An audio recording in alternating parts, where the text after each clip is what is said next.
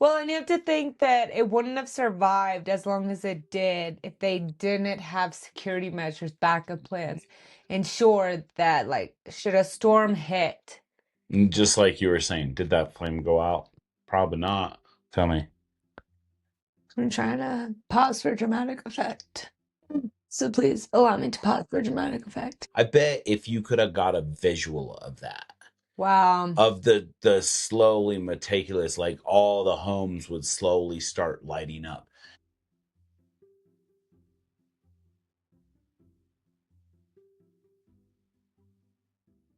Hey everybody, welcome into Folklore and Flourish. Here with Jane and Mark over at Blue Box 29. Today is February 27th. Our theme for today is everlasting devotion, and our topic is the eternal flame. So it is the eternal flame today for week 4, Love Beyond Life. It's the month of sacred bonds, the beloved and the binder. And we are looking at everlasting devotion today. So we're going to look at 4 stories. They're more of overall community ideals and practices today rather than individual stories, which is exciting. We had that earlier this week or this month with the marriage, and it's kind of like one of those episodes again. So we're going to look at 4 different customs coming from Roman, Persian, Celtic, and Hindu folklore today. So we will see you after these 4 stories for the eternal flame.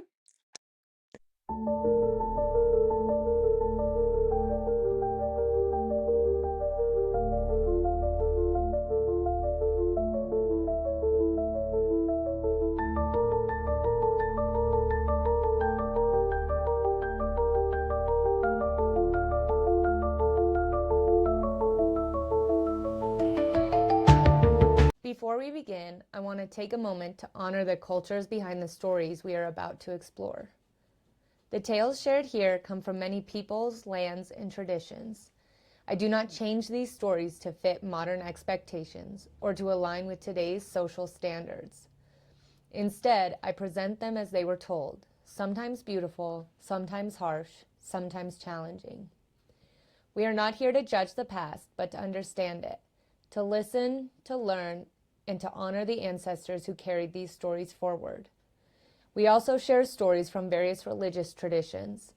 These are presented in their historical and spiritual context, with respect for their beliefs that they represent. Every culture deserves respect, context, and acknowledgement, and this space is dedicated to doing exactly that.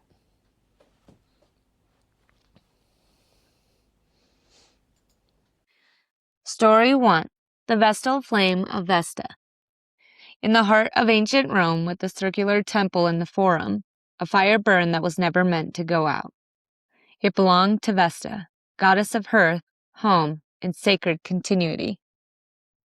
But it did not represent one household alone. It symbolized the life of Rome itself.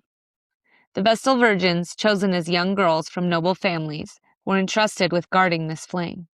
For 30 years they served, 10 years learning, 10 years tending, 10 years teaching. Their central duty was simple in description and immense in meaning. Keep the fire alive. If the flame extinguished, it was considered an omen of disaster. The fire was not merely physical warmth. It embodied covenant between people and city, between past and future. Rome understood devotion not as private emotion, but as collective responsibility. The eternal flame declared that something larger than any one life must endure. Every morning, the Vestals rekindled the sacred fire if it waned, using only ritual methods. They prepared sacred cakes for public ceremonies. They held the keys to wills and treaties. Their presence ensured continuity. If a Vestal failed in her vow of chastity, she was buried alive. If she allowed the flame to die, she faced severe punishment. The severity reveals how sacred the fire was. Rome believed its destiny depended upon it. Yet beneath political symbolism lay something more intimate. The hearth in Roman homes mirrored Vesta's temple flame. Every family fire was a reflection of the central one. Marriage rites invoked Vesta. Brides carried embers from their childhood hearth to their new household. Devotion moved through flame. When cities burned in war, when emperors rose and fell, when borders expanded and contracted, the Vestal fire continued. It marked resilience, it marked identity, it marked devotion that refused extinction. The flame burned through plague and invasion, through civil strife and triumph, through generations who would never meet one another but were bound by shared guardianship of that light. Eventually, when Christianity became dominant in the Roman Empire, the temple was closed. The Vestal order dissolved. The flame was extinguished. But the idea endured. Sacred fire became a symbol across cultures of eternal loyalty. The image of an unending flame still marks memorials and tombs today. It stands for remembrance, for vow, for devotion that persists beyond one lifetime. The Vestal flame teaches that love does not survive by accident. It survives because someone tends it. The girls who guarded the fire gave their youth to a promise. Their names are mostly forgotten, yet their vigils shaped centuries of Roman consciousness. In this tradition, love beyond life is not ghostly return. It is faithful maintenance. The flame burned for Rome. Rome endured because it was kept alive, and devotion became visible in light. Story 2. Sacred Fire Rituals. Long before empires rose and fell across the Iranian plateau, fire was understood as more than heat. It was presence. In ancient Persian tradition, particularly with Zoroastrianism, fire was called atar. It was not worshipped as a god, but revered as a symbol of divine truth, purity, and the eternal light of Ahura Mazda, the supreme creator. Fire was clarity made visible. In Zoroastrian temples, sacred flames were kept continuously burning. Priests tended them carefully, feeding them clean fuel, protecting them from contamination, shielding them from impurity. The fire could not be extinguished carelessly. It required reverence. There were different grades of sacred fire. The highest, known as Atash Baram, was created through an elaborate process combining flames gathered from many sources: lightning, hearths, artesian forges. Each was ritually purified before being united into one living flame. This was not simply ceremony. It was covenant. The flame symbolized the eternal struggle between truth and falsehood, order and chaos. To tend it was to affirm loyalty to righteousness. To allow it to die was to invite spiritual imbalance. Families mirrored this devotion in their own homes. Hearth fires were treated with care. Marriage ceremonies were performed before flame. Oaths were sworn beside it. The light bore witness. When Persia faced invasion and political upheaval, sacred fires were sometimes carried across great distances to preserve them. After the Arab conquest of Persia in the 7th century, Zoroastrian communities fleeing to India carried their sacred fire with them. That flame continues to burn in certain Parsi temples today. Devotion survived migration. In this tradition, fire does not simply warm, it connects generations. It ties present worshippers to ancestors who once stood before the same flame centuries earlier. The fire burns, but it is never the same flame in physical form. It is continuity through careful tending. Priests add fuel. Ash falls away. Sparks rise and disappear, yet the identity of the flame persists. It remains the same sacred fire because the community agrees to guard it. This is devotion beyond life. Not haunting, not return, but preservation. The sacred fire stands as visible reminder that truth must be maintained actively. Love, in this worldview, is not merely affection. It is fidelity to what is sacred across time. Couples standing before a flame in Persian tradition pledge loyalty not only to each other, but to righteousness itself. The fire witnesses vow. It does not forget. Even when temples fall, even when believers scatter, the fire can be rekindled from embers carried carefully in hidden vessels. Some flames never die because someone carries them forward. The sacred fire of Persia teaches that everlasting devotion is not dramatic. It is disciplined. It is guarded in exile. It is fed daily with intention. Light survives because it is protected. And through that light, generations recognize themselves as part of an unbroken chain. Story 3. Hearth fires and home blessings. In ancient Ireland and across Celtic lands, fire did not belong only to temples or cities. It lived in the hearth. The hearth was the center of the home, the place of cooking, warmth, storytelling, childbirth, and oath. To keep the hearth flame alive was to keep the family alive. When a new household was formed, embers were often carried from the old fire to the new dwelling. Continuity passed in sparks. Among the Celts, the goddess Brigid was closely associated with sacred flame. In Kildare, her followers maintained a perpetual fire, tended by women devoted to her service. The flame represented protection, inspiration, fertility, and healing. But beyond formal shrines, every cottage flame carried sacred meaning. During Samhain, the festival marking the thinning of the veil between worlds, household fires were extinguished and rekindled from a communal bonfire. This act symbolized purification and renewal. The flame returned to each home as shared inheritance. Love was tied to fire. Marriage rites often included circling or standing before a flame, affirming that the couple would tend warmth together. The hearth was not merely practical, it was covenant embodied. In Irish folklore, spirits were believed to linger near the hearth.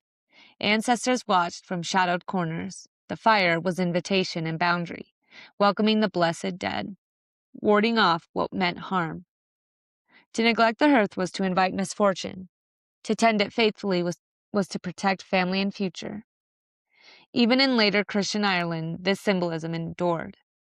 Candles were lit on feast days. Blessings were spoken over fire. The hearth became altar without stone. What makes Celtic hearth tradition powerful is its intimacy. The Vestal flame belonged to Rome. The Persian sacred fire belonged to temple. The Celtic flame belonged to the household. It burned through winters that tested survival. It warmed children whose names would be forgotten. It witnessed births and final breaths. When someone died, the hearth did not go out. It continued. Grief sat beside it. Stories were told before it. The flame absorbed memory. In some tales, a departed loved one's spirit was said to flicker within the firelight, a reminder that devotion did not disappear with the body. Fire in Celtic imagination was living presence. It could cleanse, it could guard, it could inspire poetry, it could signal belonging. A house without flame was cold in more than temperature. It lacked continuity. The hearth taught that love survives not because it resists change, but because it adapts. Ash becomes ember, ember becomes flame, flame becomes light. Generations might never meet, but they warmed their hands at the same tradition. In Celtic lands, everlasting devotion was not monumental. It was domestic. It was daily. It was the quiet act of adding fuel before sleep. Story 4. The Sacred Wedding Fire. In Hindu wedding rites, the most important witness does not speak. It burns. Agni, the sacred fire, stands at the center of the ceremony, not as decoration, not as symbol alone, as divine presence. In Vedic tradition, Agni is both messenger and purifier, carrying offerings to the gods and binding vows in flame. A Hindu marriage is not complete without fire. The bride and groom sit before it. Mantras are recited. Offerings of ghee and grain are placed into the flame. The couple rises and performs the Saptapadi, the 7 steps around the fire, each step sealing a promise: nourishment, strength, prosperity, family, harmony, friendship, and lifelong companionship. The fire witnesses. It does not forget. In this tradition, marriage is not simply romantic attachment. It is sacred covenant before cosmos and community. Agni is called to guard the vow, to illuminate it, to purify it. Even if no one else remembers the exact words spoken, the fire remembers. Hindu philosophy understands life as cyclical: birth, death, rebirth. Bodies change. Souls, Atman, continue. Marriage vows are therefore understood as extending beyond a single lifetime. The couple is believed to be spiritually linked across incarnations. The fire marks that linkage. When the spouse dies, funeral rites also involve flame. The same element that witnessed union releases the body back into the cosmic cycle. Fire becomes both binder and liberator. Yet the wedding fire is not extinguished in meaning when the ceremony ends. In many homes, a small sacred lamp continues to burn at family altars. Festivals like Diwali Celebrate rows of light overcoming darkness. Flame remains central to spiritual continuity. Some Indian traditions speak of love that spans lifetimes, souls meeting again through karmic bond. While individual stories vary, the ritual itself carries the message. Devotion is not confined to one embodiment. A couple does not circle each other. They circle the fire. Because the covenant is larger than them. Agni transforms what it touches. Grain becomes smoke. Ghee becomes light. Two individuals become partnership. Even if years pass, even if hardship tests promise, the memory of the flame remains embedded in the vow. Unlike the Vestal fire guarded by priestesses for empire, or Persian sacred flame preserved for faith, the Hindu wedding fire is lit for union. It marks the beginning of shared destiny. And when one spouse dies, the bond is not considered erased.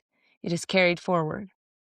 In many families, widows and widowers still light lamps in remembrance, invoking continuity rather than rupture. The fire teaches that devotion must be honored, tended, and renewed. But it also teaches that some unions are believed to transcend one lifetime. Agni witnesses the promise. Agni purifies the promise. Agni carries the promise beyond visible form. In this tradition, everlasting love is flame that accompanies the soul's journey. Hey everybody, welcome back in. Hope you enjoyed those 4 stories. So it is February 27th. Today is the eternal flame. Our theme is everlasting devotion, and our lesson is that some fires never die. Our daily thread, some love is not meant to flicker out with circumstance. In Rome, the Vestal flame guarded the life of the city itself. In Persia, sacred fire carried truth across exile and generations.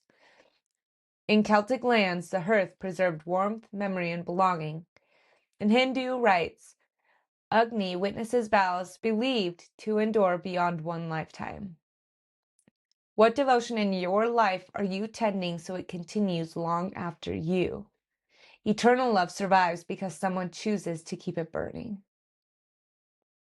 Jumping up to the first one, the Vestal flame, I wonder how long that fire could have been kept going had the Christianity not put it out. You know, because it was the rise of the Christian faith that put that flame out and got rid of that order. And it kind of, I wonder how long that was burning, how long that had traced back to. And it kind of, it made me wonder, is that what the like Olympic flame is? Possibly. Like the torch, maybe? Maybe. Oh. But it said that the Vestal flame reflects a worldview in which devotion must be actively preserved. The fire's survival depended on disciplined guardianship rather than emotion alone. In this tradition, everlasting love is sustained by faithful tending across time. I really thought that the cycle of this was cool. The 30 years, so we have the 3 because it's split into 10. So it's the 10 years learning, 10 years tending, 10 years teaching. Mm-hmm. And I thought that was really beautiful. And it was emphasized, this was like a huge responsibility. Mm-hmm. Huge honor, huge responsibility, not something to be taken lightly. They sacrificed a lot too, though. Like that was acknowledged as well. They sacrificed their youth to do this. Did the flame get put out? Right. You know, if you were so devout to this, that like we hear about the consequences of if it went out even a little bit or if something happened, right? They were severe consequences. Right. I mean, the only way it went out is if there was a total massacre of the village of wherever it was at. Right, but what if that was never the only place that fire burned? Because if it was carried somewhere else, Mm-hmm. or if it was carried into separate regions, right? Yeah, you take one flame and then you light a flame off of that and flame. it's been carried to other places. I mean, It says the flame burned for Rome, and Rome endured because it was kept alive. And how, like, just give into the conspiracy theories for a second, okay? Follow me. Say that Hold on. that flame, yeah, everybody grab your snacks, grab whatever you need. The flame burned for Rome. Rome endured because it was kept alive. All these conspiracy theories about how the Roman Empire never ended. I mean, that fire coming forward would be like divine proof of that. Imagine, like if there were traces or if that was part of like the Holy Grail or something. But clearly the fire was meaningful if it was intentionally put out by the other faith that took over. Christianity wasn't the only other faith, but because Christianity took over and put it out. The temple was closed, the order dissolved, the flame extinguished. Those are like very definitive. These all happened. What if just one of those wasn't true? That's me being hopeful and thinking that conspiracy theory, not that Rome is still in control like people think, but that occultism that had that, if they have the fire burning somewhere. I can only imagine that'd be like one of the greatest honors, I feel like, would be to see that. But To be the lineage that is, yeah, guarding it, keeping part of it the today. order. And let's go into the second one, the sacred fire rites in Persia. So in Persian tradition, the fire represents eternal truth sustained by careful guardianship. Devotion is not measured by intensity alone, but by endurance across generations. Here, everlasting love is flame preserved through exile, time, and transformations, where the sacred fires are burned in different holy temples or different places, sacred places, and how tending to those and keeping them alive is a sacred duty, how important it is, and how that teaches discipline. So that teaches that devotion over long periods of time, that discipline, that remembering to check in. It's kind of like, I mean, the fire is something that is alive. So you're tending to something living. You're not sitting there and necessarily having conversations with it or cooking it a meal, but you are feeding it. You are creating an environment where it will thrive. You're giving it air, you're feeding it. Like it's kind of similar thing, just with what it needed. Yeah. Well, and then when Persia faced invasion, the fires were sometimes carried across great distances to preserve them. So those fires made it through. So it's kind of coincidental that it's across so many different places. They have a flame story like this that it keeps.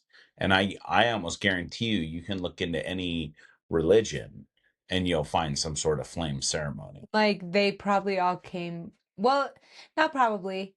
I think it would be so cool to imagine that all of these came from one place. So like this sacred flame in Persia, yeah, it was Persia's original sacred flame. But like then like the others, like the Chinese one, let's say that China had a sacred flame. Same thing. I mean that Greek one, the Roman one, same thing. It was the original flame, but it was the Greeks' original flame, that area's original. Even though it's like the sister to the Persian one. Right. They're all still tied to one original flame. Like we were just saying, where when we were talking about it, one flame, right? You touch it and it goes. Well, and you have to think that it wouldn't have survived as long as it did if they didn't have security measures, backup plans, ensure that like should a storm hit. And just like you were saying, did that flame go out? Probably not. All right, story 3, the Celtic.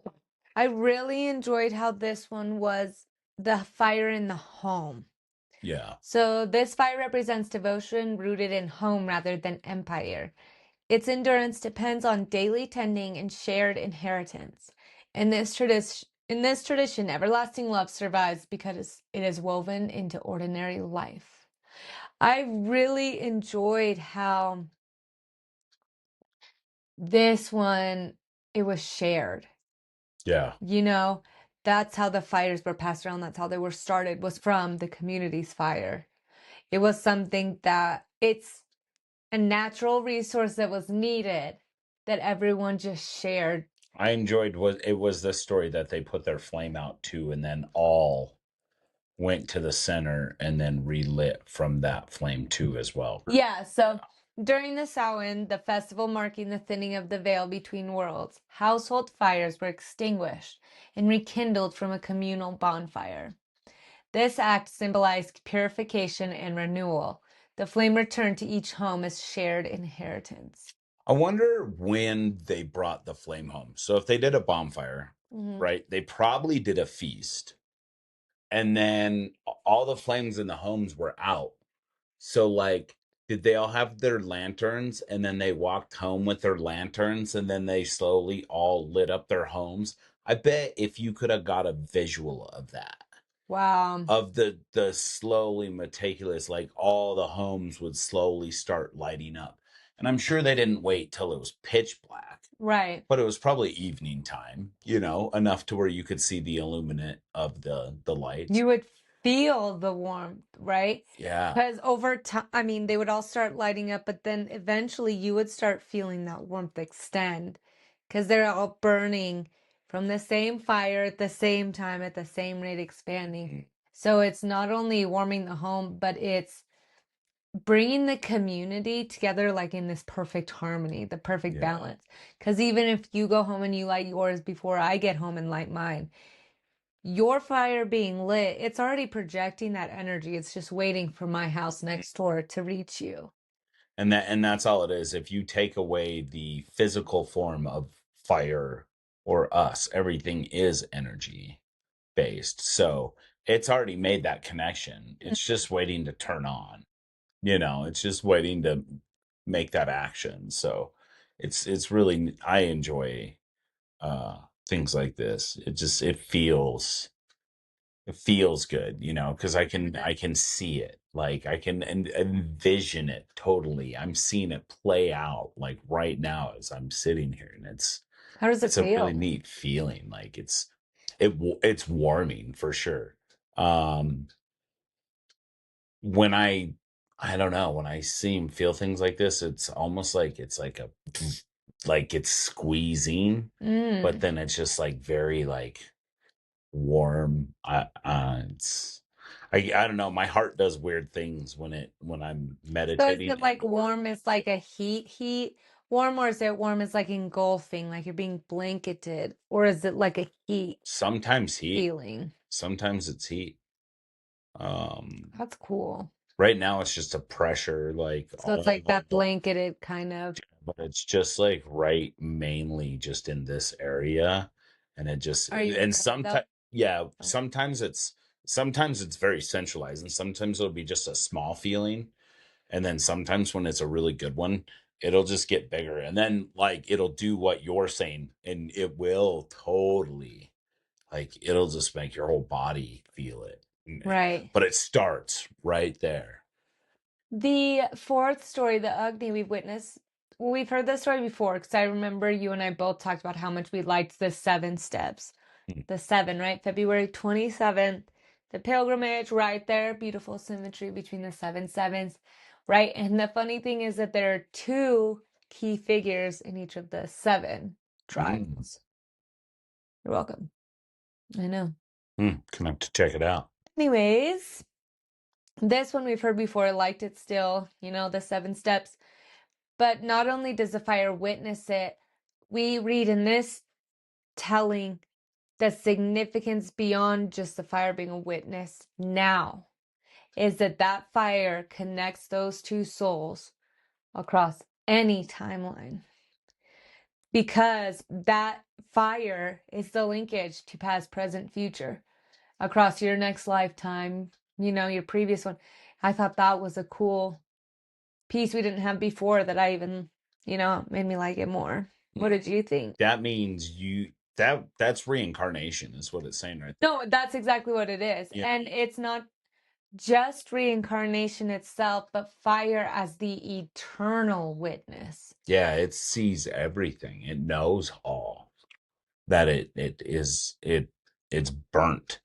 And whatever it burns, okay. Now follow me because this is gonna go kind of weird. Okay. But trees, though not connected through roots, not all of them are connected through this network of fungi that connects everything, right? So fire burns these trees. Well, trees that are connected to everything get the energy of everything that goes around it. It's seen everything. So the fire envelops it and it gets that energy and it knows that now. So everything that those trees have seen, now that the fire has burnt it, it knows all that.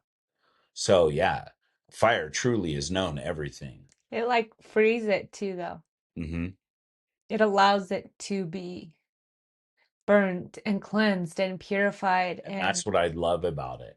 If you look at an area that there's been a natural fire, not a chaining where we've went through and knocked down the trees, but if you go and there's been a fire and it's burnt everything down, first you start getting the grasses that come back. Then you start getting the trees and stuff come back, and it comes back better. Sometimes yeah, he's saying thicker. that about the forest fires and stuff, and how the land and the animals, they come back and they thrive, Yeah. From that devastation comes new birth and bigger birth and a lot of Right. Well, the bigger ash growth. from burning those trees and stuff and the bushes and everything, it actually adds to the soil and it makes the soil better. So that's what I want to bring this up before I forget, but fire being the eternal witness that we're talking about and knowing all this knowledge and everything kind of made sense, and it clicked in my head of why Moses heard God through a burning bush. God is the eternal witness. Fire, is just an extension of that supreme being, like they've said in every single one of these stories. It came from somewhere. Yeah. It came from someone, something, somewhere. And it was an eternal witness. And the thing about this story is, well, the Celtic one too, is that it can be put out, but the second that it's relit, the eternal witness is back. Yep. And it's beautiful that everyone intentionally, like in that third one, comes together to say, welcome back. Now we welcome you into our homes. I love that. And then this one, please witness us. Let our souls be witnessed and, carry them with you. I think that's so beautiful. And it made me like this one even more. And yeah, I was even thinking, oh yeah, like I want to do a ritual like that for sure. Right. But I would want to do it with someone that really, they knew it. Yeah. No, for sure. It's not one of those. I definitely wouldn't do it half-assed. Respectfully. No, it's definitely going to be real. I want to research prior. It's not going to be like, we should do it. Let's just pick something out of a book and just do it. No, it's research why. Why do I want to do it? And it's got to speak to me. There's a reason why I'm doing it, not just to do it. I think anything we do in life, if we're just doing it to be willy-nilly, if it's a fun weekend, sure, great, fine. But if we're not doing things with purpose, what are we doing?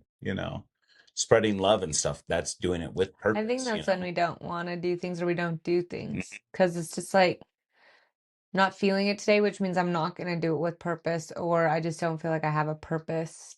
Right. To And do that's it today. Yeah, and it's unfortunate because if you just do things with purpose, you'll stay in the flow and then you don't even have to work as hard. And they usually make it easier. Yep, just like you're saying. Don't have to work as hard. Yeah, Makes it easier. it makes it way easier. But what else makes it easier is love.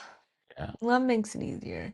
The eternal flame, we always think about the eternal flame being our eternal love across time. It is because the flame carries it across time. Mm-hmm. And I love seeing the fire element used as an empowering, I dare you, beat me if you can type of tool, right? This dominant force, because yeah, the fire elements are dominant forces. They are usually annoying and bright and warm and the light sometimes, and sometimes too hot and destructive, whatever. But this just goes to show you that it's also beautiful. Mm-hmm. Look at how all of the elements can be used to transmit love through time. Right. All four of them, and now we get to see how fire does. Right. So it's not only a witness, but now it's carrying you. It's sacred knowledge. You know, why we always see the fire with sacred knowledge. Right. And that made me think, the whole ashes to ashes, dust to dust is like it says, like once you become ash or dust, brought away that's when you're supposed to go. Obviously, I don't believe that, but like with fire, it would just make that process so much quicker, like cremation. Mm-hmm. So I think it's so crazy to think, like, obviously you don't believe it, but it's like, why wouldn't you? In some cases, though, too, there are Right. so many things we say that to. So I was just bringing that up because I hope you don't ever think that you'd have to keep something you do believe in from me Right. because it might sound silly or because you feel No. like you'd have to defend it. Right. I just No, I wanted to don't even stop, know which one. Okay. Yeah, I haven't even looked into it enough Like, to not about know. that, just in general, though. Right. Right. I getcha. Huh, bells. Anyways, with some fires never dying and the everlasting devotion with the eternal flame, of course we love it. We're Leos, We fall within several like important dates within the Leo cycle. So, what love endures everything? What's love got to do? Got to do with it. It. But really, that's what we're thinking about today with the eternal flame. Yeah. Our reflection question is, what love endures everything? What love in my life will endure everything? And I believe, like I just heard your voice in my head. If you say it with intention, it's reality. Mm-hmm. It's not there. And what's exciting is that with our application or our daily task today, we're going to light 2 candles, okay? So we're going to either light it with someone, so you and I will both light one, or if you're doing this alone, or if we wanted to, we would light 2, and we would verbalize who that other candle is for, that relationship, right? So we're going to acknowledge devotion that continues despite change. So as the flame is burning, I love this. Okay. Sorry. Back it up, Jane. I'm getting too excited and I'm going through it fast. Okay. Okay. Here's how it's going to go. Okay. We're going to have some candles. So if you're alone or we're with people, as we have it and we light it, we're going to acknowledge who it's for. Okay. You and I will light it for our bond. So I'll light for me, you'll light for you. Okay. Okay. But as it's burning, and if I was alone, I would say, Mark, if I wanted to, and me. And as it's burning, I'm going to think about all the changes that I may have gone through or you may have gone through. Mm-hmm. And just acknowledge that love still endures, that fire still continues, even through the physical change of the candle itself. Mm-hmm. This is why I'm excited, okay. If one of the candles goes out, because we all know sometimes candles go out, acknowledge who went out and relight it with the other candle. Not with the lighter, not with the match. You're going to relight it with the one that is still going. Okay?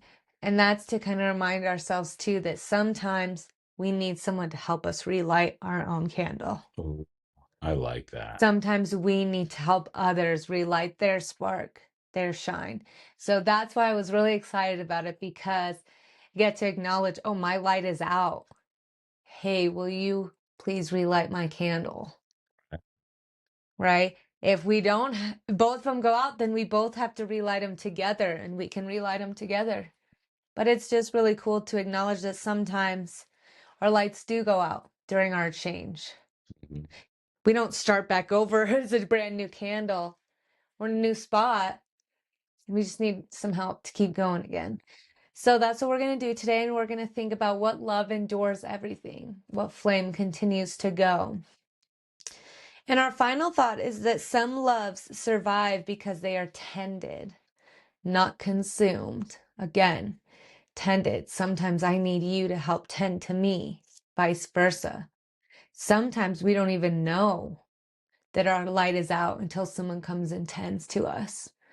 But with these candle exercises and the fire, and as we're kind of exiting really heavy winter, and we no longer need to have as many fires burning in our houses, we want to acknowledge how meaningful it has been for us, how it's helped us survive and all of those things.